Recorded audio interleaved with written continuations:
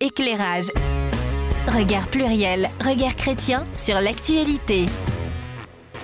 Bonjour, bonjour. Sale temps pour les cernes. Donc du coup, moi, pour démarrer cette émission, j'ai prévu mes lunettes parce que vraiment, là, je pense que c'est trop dégueulasse. Alors bravo Philippe, parce que sinon, personne n'aurait pensé à tes cernes. Et maintenant, tout le monde va passer l'émission à regarder quelles sont les poches qu'il a sous les yeux. Voilà, ça va l'équipe, vos cernes? Eh ben écoute, Bon, oui. oui. Ça va. Ouais, hein. On a mis nos lunettes. On a mis vos lunettes. Je me sens pas trop cerné, moi. Pour l'instant, non, ça va. Alors, par rapport à l'invasion de l'Ukraine par la Russie de Vladimir Poutine, il y a eu des sanctions. Les sanctions ont pour objectif de traiter en paria, de mettre au banc de la communauté internationale, d'isoler, d'asphyxier, bref, de faire se retourner l'opinion publique russe. En plus des sanctions économiques, financières et bien sûr des réactions militaires, la Russie est bannie sur bien d'autres plans, sport, culture, médias, et c'est le périmètre de cette émission. Soyons clairs, c'est vraiment le périmètre de cette émission, toutes les sanctions autres que celles que j'ai citées tout à l'heure. Par solidarité avec l'Ukraine, jusqu'où nos réactions individuelles et collectives doivent-elles aller? À partir de quand ne rentrerait pas-on individuellement et institutionnellement dans une dérive éventuelle, mauvaise et contre-productive? Je prends juste un exemple, le représentant démocrate de l'État de Californie aux USA, qui, le 24 février, a proposé d'expulser tous les étudiants russes du pays. On va où, là? C'est la question que je me suis posée par rapport à aujourd'hui. Alors certes, un conflit armé, avec toutes ces horreurs dont nous sommes les témoins, ne prête certainement pas à la mesure, clairement. Mais nous allons quand même nous poser la question, y a-t-il un risque d'hystérie, en tout cas chez nous, anti-russe? C'est la question qu'on se propose de se poser, yes, et bien sûr qu'on vous propose de poser sur la table devant vous, tranquillement, et de vous faire une opinion sur ce sujet. Peut-être que vous ferez partie de ceux qui disent « Non mais attends Philippe, c'est quoi cet angle? N'importe quoi, il n'y a pas d'hystérie, des réactions tout à fait normales, c'est à la hauteur de ce qui se passe. » Et vous avez le droit de le penser, et nous aussi. Ou au contraire, vous allez dire, enfin, un sujet un peu tabou peut-être sur la table, parce qu'effectivement, je trouve qu'il y a des dérives qui sont malsaines. Voilà la question sur laquelle on va se positionner dans un instant. Mais d'abord, le tour de table traditionnel. Quand vous avez reçu le sujet qui arrive dans votre boîte mail, quelle a été votre réaction, toute l'équipe? Et on clôturera ce tour de table avec la confession dont je me chargerai. David. Première réaction, j'aime jamais utiliser le mot hystérie. Ouais. Le mot hystérie me mérisse un petit peu, pour plein de raisons, un peu féministe aussi. Et voilà, donc effectivement, j'aime pas trop ce mot-là, et cette idée que finalement, l'instantanéité des réactions qui se passent aujourd'hui dans nos mondes hyper connectés est un mauvais signe ou pas, je sais pas, je pense que c'est simplement le signe des temps. Je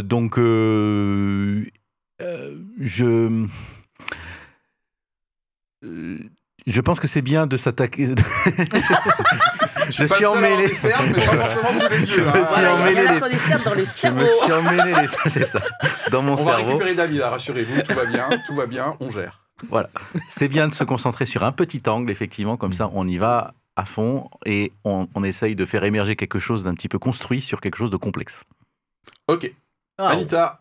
Eh bien, en fait, moi, j'ai été agréablement surprise par ta proposition, parce que je me disais, bon, c'est vrai que c'est le sujet d'actualité, mais sincèrement, je n'avais pas d'ailleurs réfléchi à savoir comment on pouvait l'aborder, puisque tu te charges de ça pour nous, donc c'est parfait, autant ne pas se casser la tête. Non, mais les cernes, voilà, les cernes, effectivement. Mais on te décerne la part. Voilà, on te la... Voilà, et en même temps, donc très agréablement surprise, puisque je me dis, ah ouais, effectivement, je n'avais pas pensé à cet aspect-là, et je me suis dit, c'est bien, parce que c'est effectivement là où nous, on est directement concernés, puisque quelque part, ça concerne les réactions de la société civile, donc voilà, ça peut nous concerner directement, et donc je me dis, tiens, c'est une bonne manière d'approcher la question. Ok. Anita, Thierry. Sujet effectivement incontournable. Moi, j'ai bien aimé l'angle. J'ai vu le mot sport dans le mail et je me suis dit... Enfin, après des années de dur labeur et d'hystérie à imposer le thème du sport, non, on passait cette blague, qui n'était peut-être pas une blague, mais j'ai bien apprécié parce que c'est un sujet qui me passionne Et le lien notamment avec la politique et le sport et la culture et des choses comme ça me passionne énormément. Donc voilà, mais c'est vrai que c'est un angle qui était aussi, je trouve, difficile parce qu'il y a des choses qui arrivent tous les jours aussi, et ça change tous les jours. Tu l'as dit aussi, David, le côté immédiat. Et le côté, il se passe des choses. Là, on est en train de parler, et quand l'émission sortira, en fait, il se sera passé tout plein de trucs, et on aura peut-être été hors sujet, mais on aura dit des choses très intéressantes. Ok, très bien. Eh bien, chers amis, quand même, continuez à nous regarder, à nous tout à écouter, fait. même si on est déjà hors Restez sujet. avec nous. Dans un instant, vous allez savoir, mais comment ça se fait que ce sujet est sorti dans la tête de Philippe pour qu'il le propose. Et ben, c'est le moment de la confession. Éclairage. Regard pluriel, regard chrétien sur l'actualité. Alors, je dois bien le confesser, il y a de nombreuses années, je jouais aux mini-soldats. Peut-être comme plein de garçons, peut-être, ou des filles, hein, mais à l'époque, c'était plutôt des garçons. Et puis, mon activité favorite, eh bien, c'était d'opposer des mini-soldats qui représentaient les Américains contre les Russes. Voilà, je suis un enfant de la guerre froide. Et je prenais un malin plaisir à faire gagner systématiquement les Américains. Et même, j'écrabouillais à la fin de mon jeu les mini-soldats russes. Voilà. Alors ça, c'était la première partie de ma confession, mais je dois bien le confesser, le sujet du jour, comment il est né, m'a fait passer en fait par plusieurs stades émotionnels. D'abord du scepticisme, ensuite à une certaine jubilation, pour finir aujourd'hui avec un début de révolte intérieure. Alors, scepticisme. Eh bien, lorsque les sanctions étaient encore à l'état de menace, eh bien, je me suis dit que l'Europe allait encore être molle et lente. Scepticisme, jubilation, waouh! Waouh! Europe en tête, eh bien, ça a frappé finalement vite et fort en termes de sanctions, je parle, parce que c'est le périmètre de notre émission. Finalement, agréablement surpris donc. Et là, je commence à ressentir en tant que spectateur cette fièvre de la riposte et je me délecte des premières conséquences pour la Russie, du genre « Tiens, prends ça, bien fait Vladimir !» Ah, mais dans cette phase de jubilation, j'ai eu quelques premières alertes. Alors bien sûr, si émotionnellement, je continue de saluer le front uni pour aider l'Ukraine à résister, la multiplication des bannissements, y compris de la part de la Fédération internationale féline, qui a banni les chats russes des compétitions, c'est pas fake news, ok? Eh bien, s'accompagne d'un manichéisme, je trouve, sans recul, les gentils, les méchants.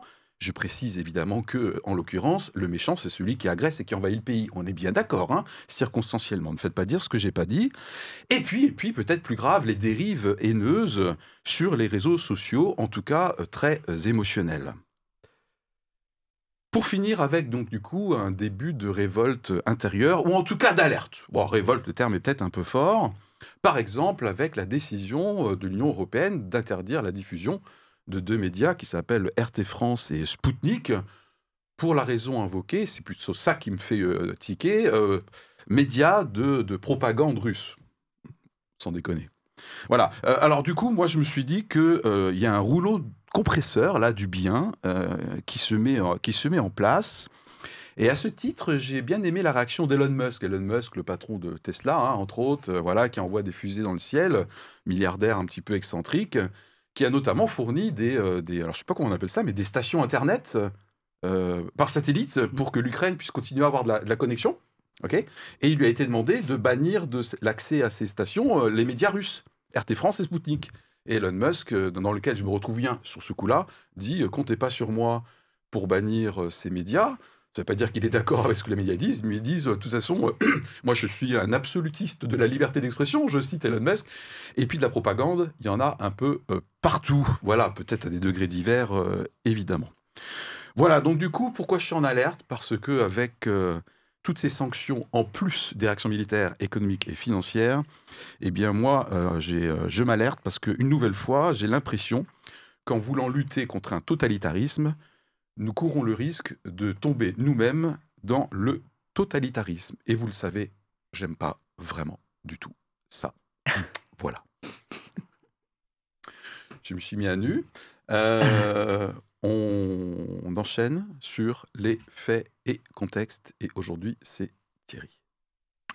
Alors, le T'étais au 24 courant. février, pardon. T'étais au courant. Exactement, oui, c'est bon. Ça fait une semaine Moi, je qu'il y reviens bosse là super- maintenant. C'est son super- sujet, il Ah, faut pas qu'il le rate. Hein. J'ai tout préparé pendant que tu étais en train de faire ta confession. Alors, le 24 février, après plusieurs semaines de tension, la Russie, menée par Vladimir Poutine, a envahi l'Ukraine voisine. Rapidement, entre émoi, peur et volonté de réagir, plusieurs sanctions ont été prises à l'encontre de la Russie, sanctions diplomatiques, économiques, mais aussi, et surtout, du coup, pour cette émission aussi, dans le domaine de la culture, du sport et des médias. Du côté du CIO, le Comité international olympique, a été faite la recommandation aux fédérations internationales de sport et aux organisateurs de manifestations sportives de, je cite, ne pas inviter ou de permettre la participation d'athlètes et de représentants officiels russes et biélorusses d'ailleurs aux compétitions internationales. Les actuels Jeux paralympiques, et oui, en ce moment il y a des Jeux paralympiques, regardez-les s'il vous plaît, en Chine se déroulent sans les athlètes russes et biélorusses. Côté football et l'instance internationale de la FIFA, plusieurs matchs prévus de certaines nations contre la Russie ont été annulés. La présence de la Russie à la Coupe du Monde au Qatar en 2022 également annulée. Et les clubs en lice pour les compétitions européennes actuelles eux aussi exclus. L'oligarque russe Roman Abramovich, propriétaire du club londonien de Chelsea depuis 2003, a annoncé, lui, mettre son club en vente avant que son club subisse d'éventuelles sanctions du fait de sa nationalité et du fait qu'il soit un oligarque russe. Équipe nationale suspendue en hockey, en rugby, exclusion des athlètes russes en athlétisme, en cyclisme, message d'indignation dans le tennis, annulation du mondial de volley qui devait s'organiser en Russie, Grand Prix de F1 de Sochi en Russie annulé, Nikita Mazepin, pilote de F1 et fils de l'oligarque russe Dimitri Mazepin, a lui été exclu par son équipe. Bref, c'est l'avalanche de sanctions dans le monde du sport. Côté culture aussi, les sanctions, elles affluent. Certains jeux vidéo ont banni des protagonistes russes. Disney suspend la sortie et la diffusion aussi de certains de ses films. Et plusieurs concerts de musique classique ont été annulés en cause de la nationalité russe de certains musiciens. Très récemment, le directeur musical du Bolchoï à Moscou et de l'orchestre du Capitole de Toulouse, qui s'appelle, je suis désolé, Togan Sokiev. Non, mais pour l'instant, tu t'en tires remarquablement. Ah ouais, bien. c'est En termes de prononciation, extraordinaire, Moi, hein. je suis complètement estomaqué. Hein. Bravo, Roman Thierry. Abramovich, c'est bon, c'est le foot. Donc notre ami Tugan Sokiev, enfin je ne le connais pas, mais on peut dire que c'est notre ami, et il a été, donc lui il a décidé de démissionner, hein, choqué par la façon dont certains de ses collègues et de ses propres musiciens sont traités de par leur nationalité et menacés d'annulation. Côté média, le réseau TikTok a très récemment été fermé en Russie, et comme tu l'as dit, la fronde également à l'œuvre, la chaîne RT, entendue par la Russia Today, financée par le Kremlin et présente dans plusieurs pays, dont la France, a été fermée et ses chaînes YouTube ont été bannies. L'idée étant, comme le dit Ursula von der Leyen, la présidente de la Commission européenne, avec l'idée d'interdire la machine médiatique du Kremlin, ce sont ses propos. En réaction à cela, du soutien, mais aussi de l'indignation. Est-ce vraiment aux sportifs, aux musiciens, aux journalistes de payer pour Poutine? N'est-on pas en train de tout mélanger? S'interrogent certains, pardon. Le un poids, deux mesures est aussi reproché aux instances dirigeantes n'ayant pas pris de telles dispositions pour d'autres situations de guerre ou autres situations politiques tendues. Petit mot de contexte enfin, avec en toile de fond des liens qui pourraient être faits entre sport et politique, par exemple, je ne vais pas du tout être long. En Russie, Poutine a utilisé depuis plusieurs années le sport comme un véritable soft power, comme au temps de l'URSS. Le sport est loin d'être apolitique. Je vais un peu trop loin parce que je donne mon avis. Fallait-il néanmoins en arriver là ? Alors, sanctions logiques ou acharnement contre de simples citoyens qui n'ont pas forcément de lien avec le gouvernement russe ? Et il finit avec un point d'interrogation Wow. remarquable. Hein. Ouais, Merci beaucoup Thierry. Et j'en profite d'ailleurs publiquement pour remercier toute l'équipe fidèle qui s'investit. Voilà. Et nous sommes, nous, financés par... par personne, en fait. D'ailleurs, voilà. c'est un appel. Financez-nous, c'est un appel. Ne nous sanctionnez pas, s'il vous plaît. Eh bien, moi, je n'ai rien à rajouter par rapport à ma propre prise de notes en termes de fait et contexte. Thierry, Anita. David, Anita. Anita, pardon. Oui, Merci. moi je me dis qu'il y a une chose qu'on espérait, enfin que certains espéraient, c'est peut-être de savoir que s'il y avait des Russes David. qui participaient à des manifestations, ça serait une occasion pour eux de pouvoir s'exprimer et dire publiquement ce qu'ils pensent de tout ça. Voilà, c'est une idée. Alors moi, j'ai un avis là-dessus, mais c'est pas un fait et contexte. Ok. Mais parce que je pense qu'effectivement, moi, je manque de faits sur ce point-là. C'est-à-dire, je ne sais pas exactement ce que les athlètes en pensent, les athlètes russes en pensent. Parce qu'ils sont, voilà, je ne sais pas quelles répercussions ça a derrière. En fait, on ne sait pas. Quels sont les risques qu'ils prennent si jamais ils le faisaient, c'est ça? C'est ça. Donc Ouais, oui, déjà s'ils parlaient, Tout à s'ils fait. ne parlent pas, Ok. qu'est-ce que ça change et comment ça remonte dans les trucs. Donc, en fait, il y a dans toute cette question-là, il y a une chose que j'ai pas vraiment trouvée dans la presse et c'est d'une certaine façon un petit peu inquiétant, Oui. c'est qu'on n'arrive pas du tout à savoir comment ça remonte en Russie tout ça. Ouais. Voilà. Ah, c'est verrouillé, Donc en hein. fait, on est devant un trou noir en fait, dans lequel on essaye de comprendre comment ça fonctionne et on ne sait pas. Enfin, moi personnellement, je viens avec énormément de questions et finalement peu de réponses sur les mécaniques de la société civile russe pour savoir comment vraiment ces actions assez symboliques ont un impact positif ou négatif sur l'opinion publique russe. Alors j'ai dit que j'avais rien à rajouter quand même, mais je sais pas si tu l'avais cité, mais y compris dans des jeux vidéo, les équipes virtuelles russes et biélorusses ont été bannies. Voilà. Oui, il l'a évoqué rapidement. Des effectivement. protagonistes russes, ouais. Ah, oui, pas protagonistes, c'est... Oui. Ok. Des joueurs ou des D'accord. personnages. Et puis bien sûr, il y a eu des ruptures de sponsors, hein, notamment avec Gazprom. Gazprom, même si vous n'êtes pas super connaisseur, vous voyez le nom Gazprom autour des terrains de foot.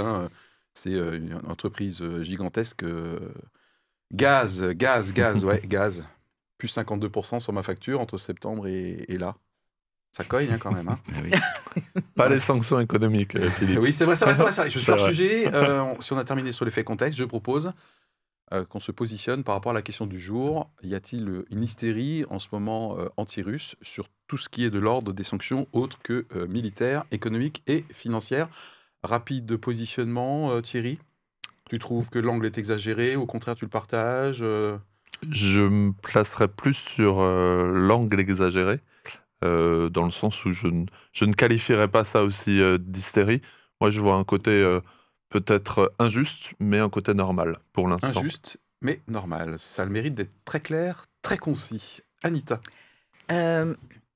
Hystérie, non, je n'en pourrais pas ce terme également. Ok. Je pense qu'il y a un désir... Je suis tout seul. je pense qu'il y a un désir d'unité, de bonne volonté, de réagir, de signifier un désaccord. Voilà.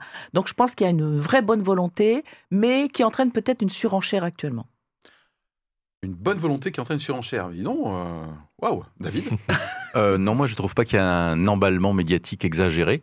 Je pense que il y a un unanimisme quand même international qui est très fort et donc qui donne un effet de pression effectivement très fort culturellement même, je dirais.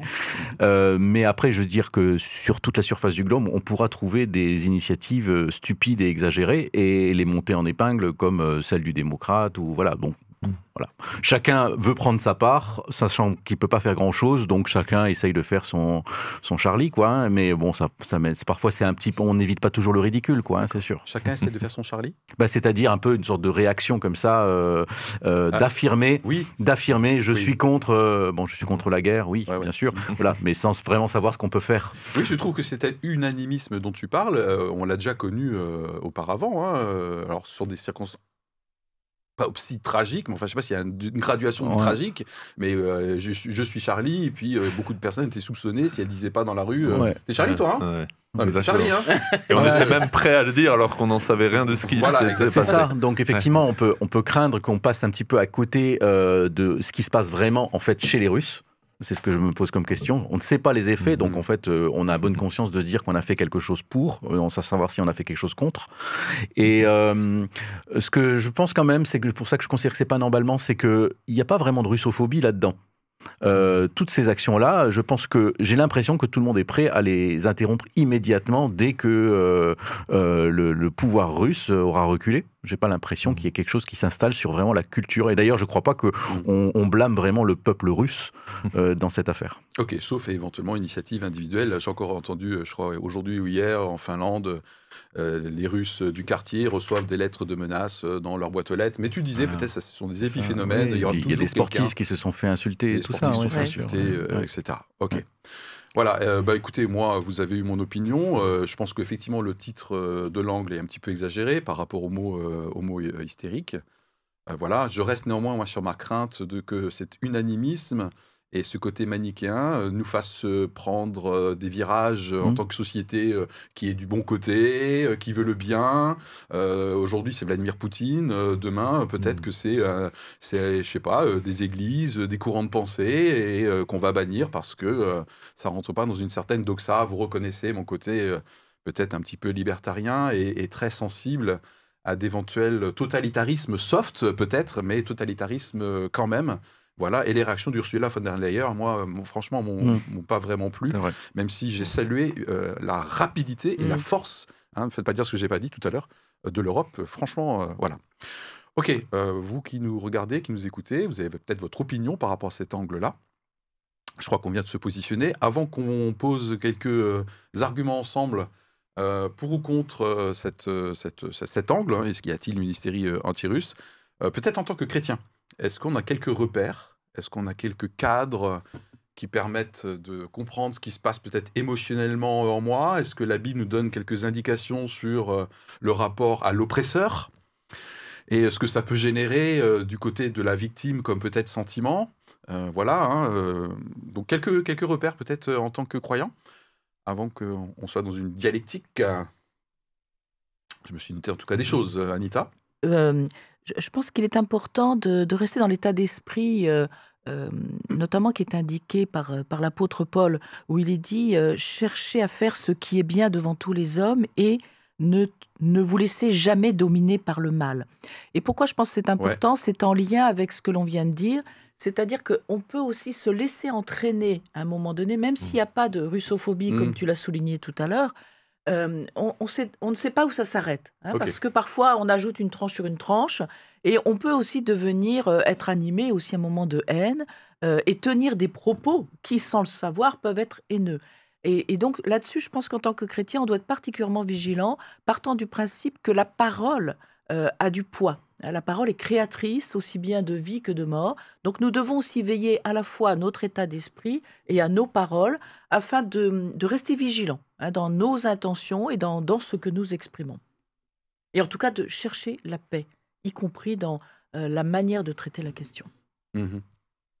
Alors est-ce que cette recherche de paix est compatible avec des moments aussi durs que le peuple ukrainien vit, où je suis attaqué, je suis envahi, ma vie part en lambeaux?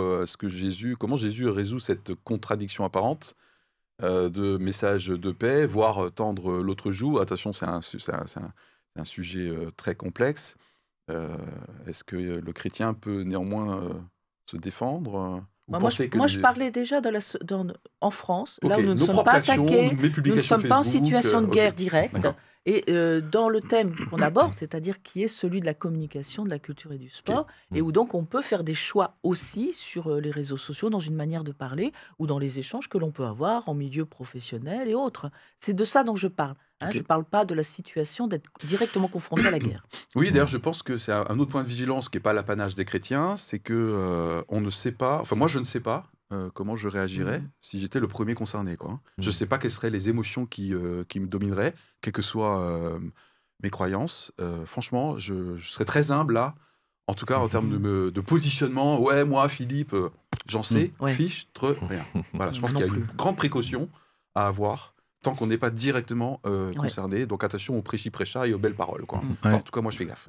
Et moi, je trouve que c'est quelque chose d'intéressant de savoir pourquoi est-ce qu'on se sentirait plus concerné maintenant que dans d'autres situations par rapport aux Ukrainiens qui sont envahis et dont la vie bascule du jour au lendemain d'une vie d'occidental à une vie de réfugié. Tout à fait. Et donc, je pense que on ne peut pas s'empêcher de s'interroger pourquoi est-ce qu'on ressent tout d'un coup une envie quand même plus forte d'accueillir un Ukrainien chez soi que quand c'est un Syrien. Je pense que c'est quand même une petite question qui chatouille quand même un petit peu moi, j'ai la une opinion conscience. très claire sur le sujet, mais c'est pas l'ordre de la mission. Oui, mais la question est... Je suis d'accord avec toi. Pour moi, c'est une vraie question pour mon... Parce que moi, là-dedans, j'ai toujours quand même cette parabole du Samaritain, où en fait, eh bien, plein de gens passent à côté de la personne qui a été battue et tabassée sans se sentir concernés pour plein de raisons.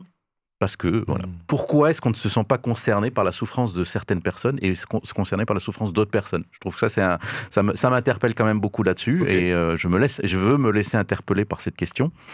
Et l'autre chose, c'est d'être des artisans de paix, d'être doux d'esprit, et que c'est à eux que sera promis le royaume des cieux. C'est-à-dire que effectivement, nous pouvons empêcher de faire advenir les pires catastrophes, et nous pouvons faire advenir le royaume des cieux aussi par notre douceur d'esprit.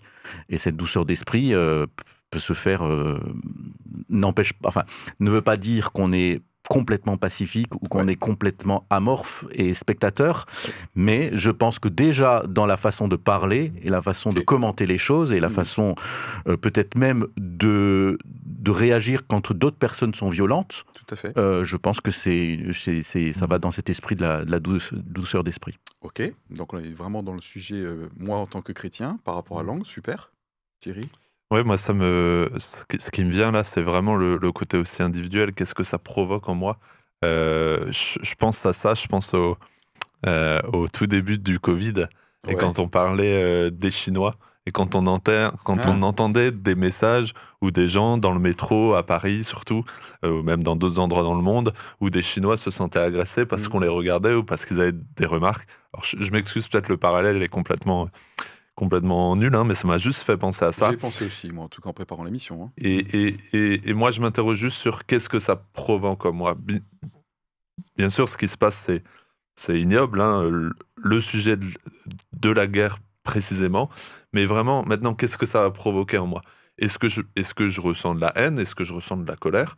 Je pense que c'est pas forcément mauvais de ressentir ces choses-là, mais jusqu'où ça va? Comment les entretiens voilà, aussi. et envers qui je le ressens? Est-ce que je le ressens? Tu parlais des sportifs, est-ce qu'ils ont le droit ou pas de dire quelque chose? Il y a un sportif dans une compétition d'athlétisme il y a 2-3 jours, un Russe qui concourait encore, qui avait cette marque Z sur sa poitrine, et Z qui est un emblème qui est mis sur les chars russes et sur les véhicules de guerre, et qui a clairement aussi énoncé son soutien à la Russie. Bon, d'accord, c'est vrai que cette personne, quand je l'ai vue, à côté d'ailleurs sur le podium d'un athlète ukrainien, j'avais beaucoup plus d'amour, d'empathie et de respect pour cet athlète ukrainien. Voilà.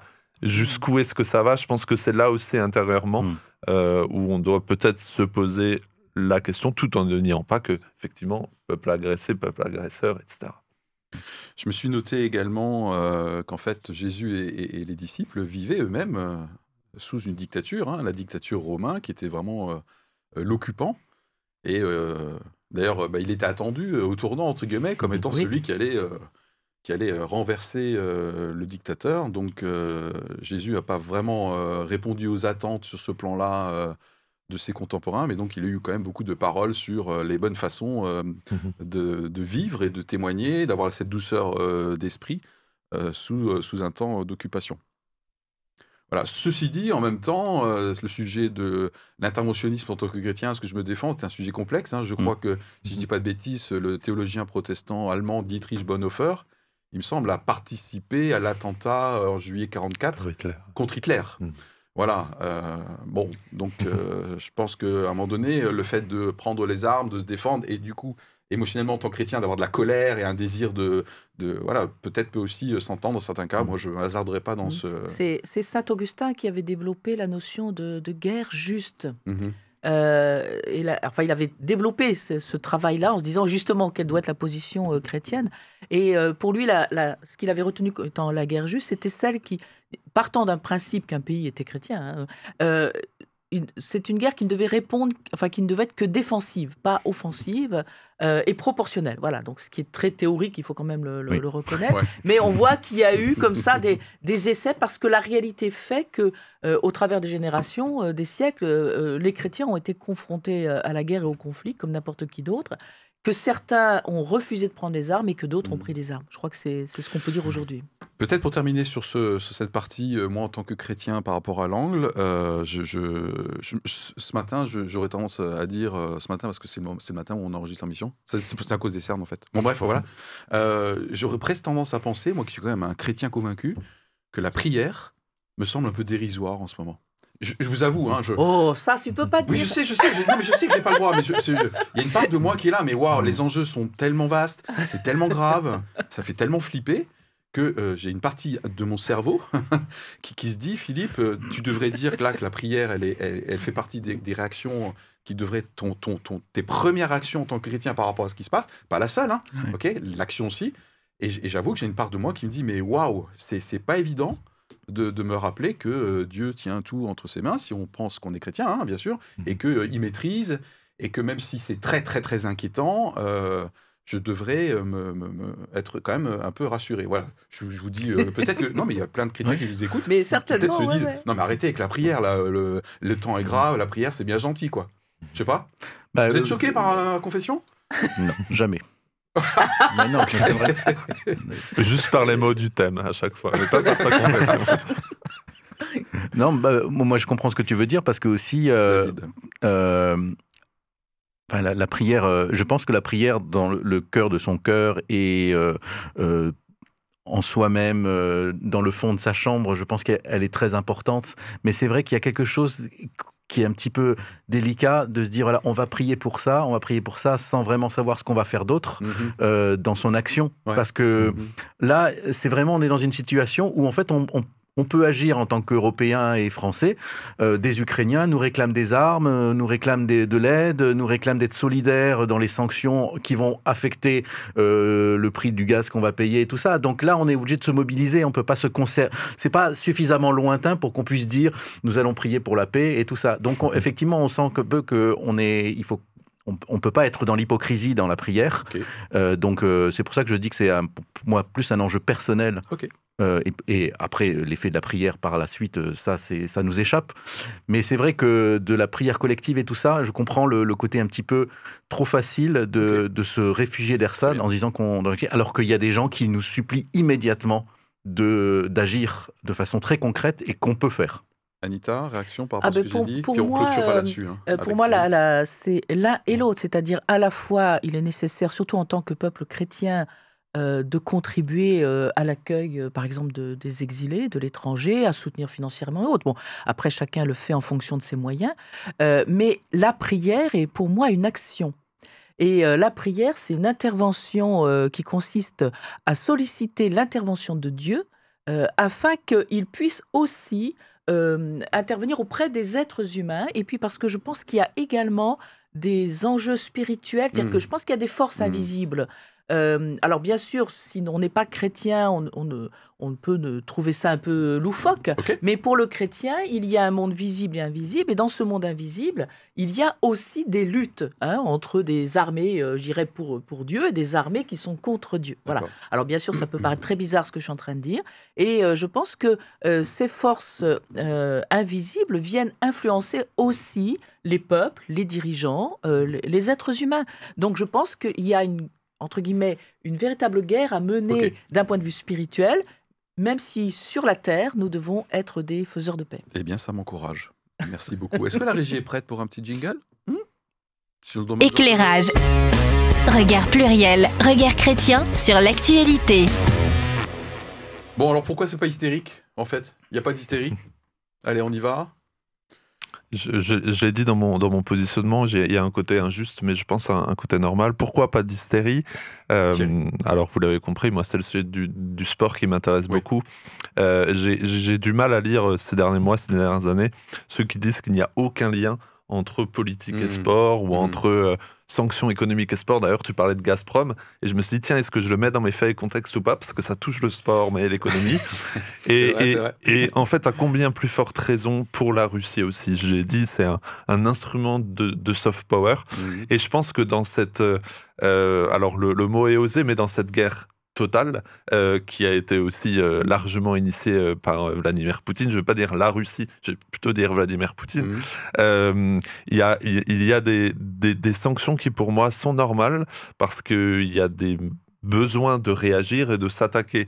Tu l'as dit avant, je crois, David, certes, à des symboles. Et c'est clair qu'on va priver des gens de quelque chose, de la culture, du sport. Mais par exemple, comme dans des sanctions économiques, on se dit, tiens, c'est fort. Mais ceux qui vont payer le prix parfois le plus fort, c'est aussi la population russe qui n'a absolument rien demandé et qui, effectivement, on peut se dire, mais où est la révolte? Et dans le monde du sport aussi, il y a des sportifs ukrainiens qui demandent aux sportifs russes, mais rebellez-vous, allez-y. Et puis eux, ils disent, mais vous êtes au courant que si nous, en fait, là, on se rebelle, au minimum, on perd notre carrière sportive. Et c'est au minimum, dans tout ce que ça peut engendrer derrière. Donc, moi, je pense que ce sont des sanctions qui, certes, sont injustes, mais qui sont normales, parce qu'on est dans un temps, je trouve, inédit. Le mot est très faible, mais je pense qu'on ne prend pas la mesure de ce qu'on est en train de vivre, et que ces sanctions, elles doivent être là, parce qu'il faut frapper fort quelque part, et ça me semble normal qu'elles soient dans cet arsenal de sanctions,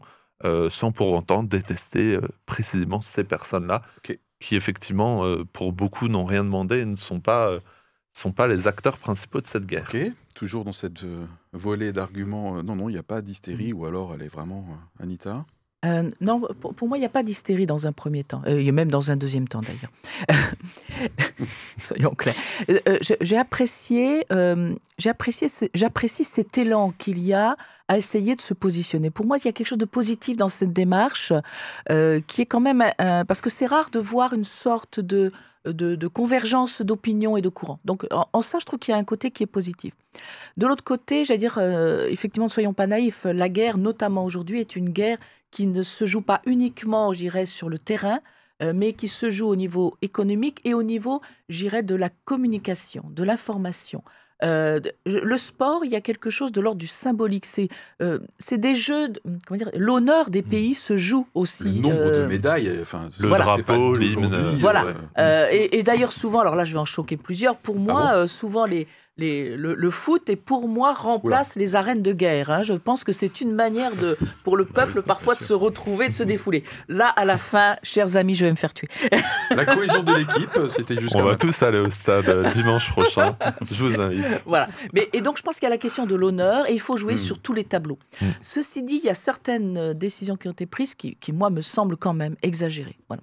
Tu peux en citer une, par exemple? Oui, par exemple, je pense quand on décide, le comité olympique décide de retirer des médailles qui avaient déjà été accordées dans le passé, du mérite, du mérite olympique. Voilà, je ne sais plus quel est le terme, excusez-moi. Là, pour moi, c'est exagéré. Voilà, c'est tout. D'accord. David? Alors, pourquoi ça n'est pas un emballement excessif? Je pense...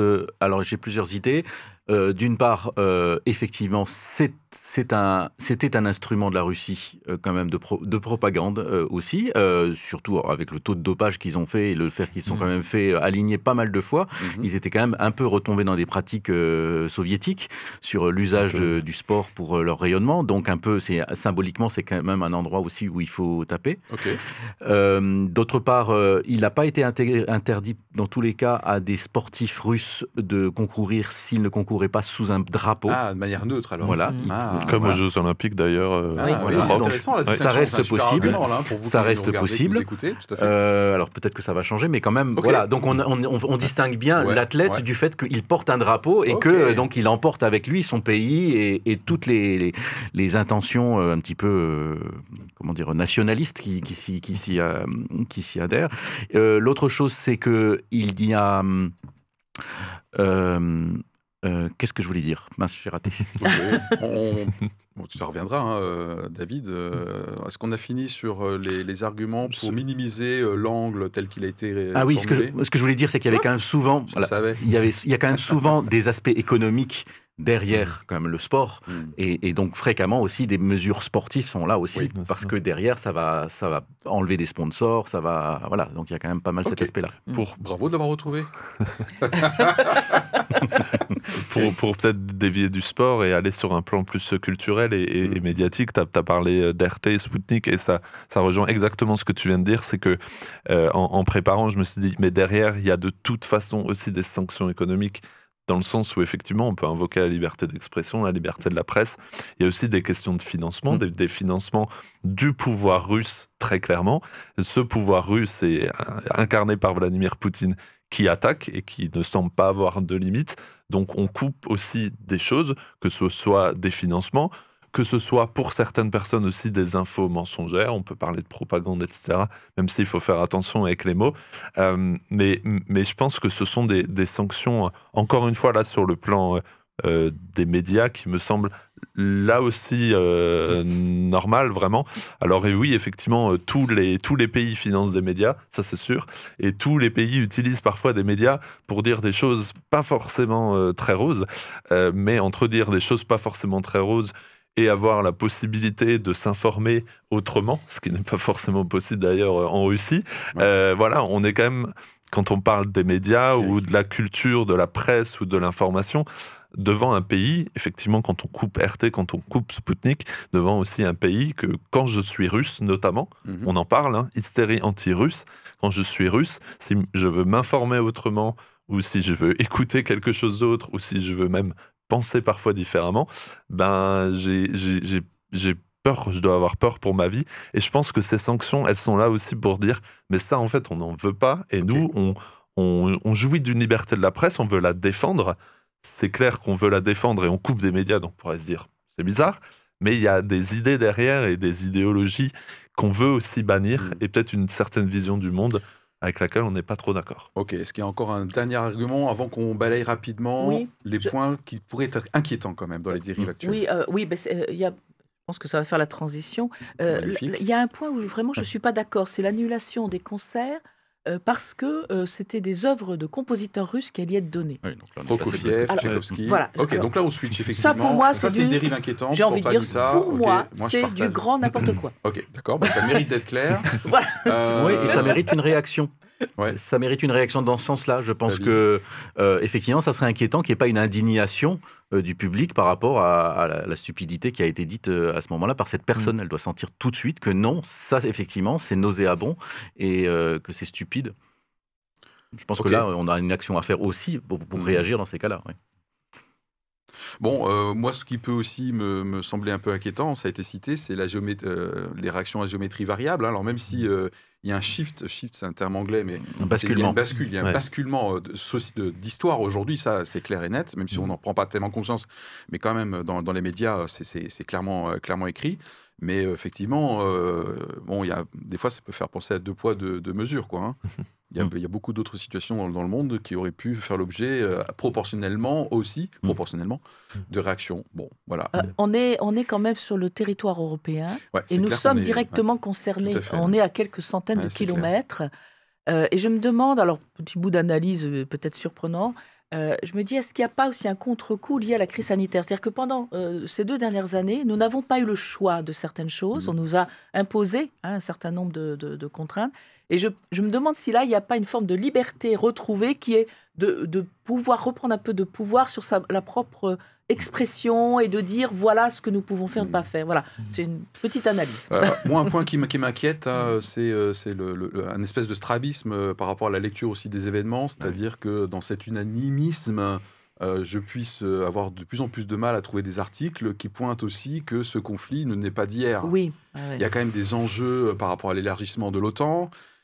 Et Dieu sait que je suis pro-américain, je l'ai dit dans la confession tout à l'heure, depuis tout petit, j'ai des petits soldats, les Américains ils gagnent toujours chez Philippe, ok, mais quand même, voilà, attention, il y a quand même des enjeux, et puis les enjeux liés aux hydrocarbures. Voilà, il y a des enjeux monumentaux de cours de récréation, mais avec des jouets d'adultes, donc les Américains en tête font tout pour qu'on ne soit... plus dépendant des hydrocarbures russes. Donc, c'est juste une attention dans la lecture de l'actualité, de faire un peu attention. Il n'y a pas tout du gentil d'un côté. Je ne parle pas de l'agression, là, où je suis sans ambivalence. Voilà, c'est un point de vigilance pour moi. Ce qu'il faudrait, et je ne sais pas, peut-être que les Américains ont des espions, parce qu'ils ont l'air quand même assez bien informés, souvent, les Américains, quand même, là. Ils ont été quand même assez au courant à l'avance des projets d'invasion, vraiment. Je pense qu'il faudrait arriver à savoir vraiment comment ça bouillonne dans la population russe, et ça serait quand même important de le savoir pour savoir s'il faut mettre encore plus la pression ou si finalement ça n'est que du que de la bonne conscience qu'on se fait. J'ai par exemple été sur un article, donc j'étais sur Facebook et puis j'ai cliqué pour aller sur RT France, voilà, pour y aller dessus. Donc déjà un super avertissement de Facebook en me disant attention, vous allez sur un site qui pourrait être truc. Bon, ça fait bizarre quand même. Et puis quand je vais dessus, je vois un site qui mentionne toutes les informations européennes. C'est-à-dire qui, bien sûr, qui est très orienté, il y a certains trucs, mais quand même qui dit, voilà, les Ukrainiens réclament ceci, le truc et tout. Donc moi, je trouve quand même assez bizarre qu'on dise, bon, peut-être la télé, c'est différent. Et on sait effectivement que la propagande russe et le balancer les fake news a été un outil effectivement de soft power de la Russie pour déstabiliser les élections et tout ça. Mais ouais, moi, je suis pas très à l'aise avec ça. Moi non plus. Pas très à l'aise. Et puis, je ne sais pas, donc Facebook a été coupé dans les faits contextes, a été coupé quand même en Russie. Tout à fait. Mais le reste d'Internet n'est pas complètement verrouillé. Donc, en fait, ce qui peut être publié en Europe peut aussi quand même les atteindre. Ils peuvent encore lire. Donc, ils n'ont pas forcément besoin qu'on leur mette le nez dans la terre pour leur dire vous ne pouvez pas venir ici, vous ne pouvez pas venir en Europe, pour comprendre quand même qu'il y a un unanimisme international pour condamner cette invasion. Et on est à la fin, Thierry. Moi, le risque d'hystérie, moi je le vois vraiment, ça a déjà été dit, mais c'est vraiment, si on en oublie le peuple russe et les citoyens là-bas. Effectivement, dans le traitement de l'information, de quoi on entend parler, je pense qu'on se doit aussi, peut-être même en tant que chrétien, de s'interroger, mais comment eux le vivent, comment eux vivent ça, comment eux vivent les répercussions de ces sanctions et des autres sanctions, pour qu'il y ait une volonté d'isoler diplomatiquement, politiquement, et d'isoler le président ou le dictateur Vladimir Poutine. Ça, c'est sûr, et je pense qu'il y a... de faciliter une révolution de palais, éventuellement. Ouais. Bon, bref. Voilà, mais est-ce que faire attention à ce qu'on n'isole pas tout, quand même, et qu'on n'isole pas des gens qui, effectivement, sont innocents, et donc gardons cette vigilance, gardons le fait d'aller voir d'autres médias, parce qu'en France, on le peut, et on peut voir tout plein de choses différentes. Sachant que le pouvoir russe peut aussi se servir des manifestations qui se passent en Europe, c'est-à-dire qu'il peut aussi dire, voyez, regardez, l'OTAN, l'Europe nous en veut, ne vous aime pas. Vladimir dit qu'on est russophobe, en gros, ça fait partie de sa dialectique.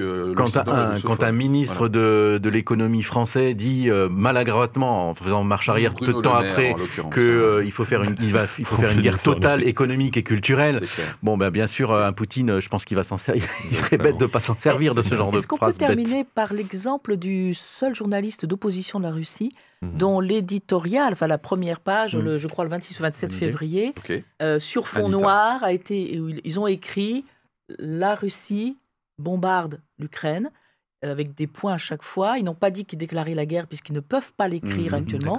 Et ils l'ont écrit en russe et en ukrainien en disant nous ne sommes pas contre le peuple ukrainien. Ok, très bien.